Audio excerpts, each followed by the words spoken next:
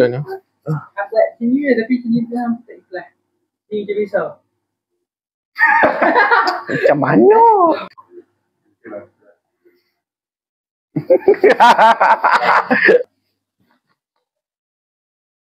Mal makan aku. Bukan saya, bukan makan aku.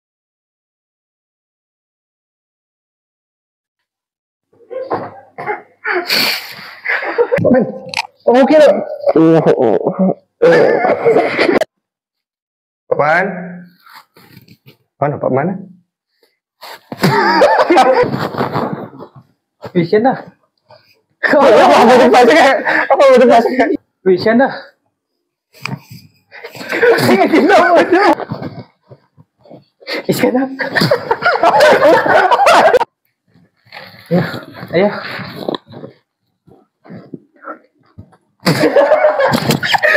Weh, berapa kali dah Ayah.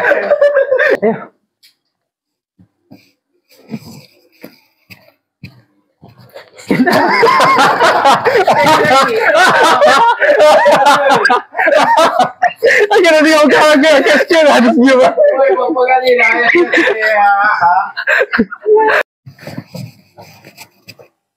Kenapa jadi dengan itu? Gila, dia gila. Ayah. Ayah.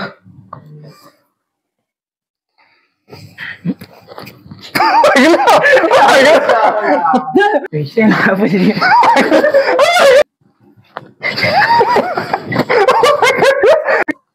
Ayah. Ayah. Kenapa jadi dengan itu?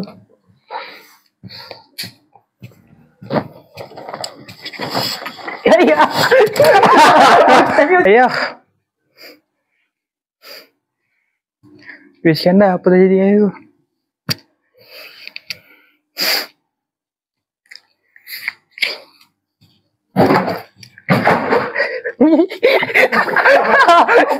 Kau bawa lama. Aku balik dulu lah. Iskandar. Bapak aku ada hutang bapak kan? Iskandar. Bapak. Iskandar. Iskandar tak. Kau. Kenapa? Iskandar. Bapak aku ada hutang bapak kan? Ada yang gila. Iskandar. Bapak aku ada hutang bapak kan? Dia. Weh, sebelum hujan lebat. MX apa? Okey, ni keadaan selepas MM apa? Dua-dua MM. laku dan habis sudah. Penat. Sekarang lagi. Siap. Okay. Berapa kali gila?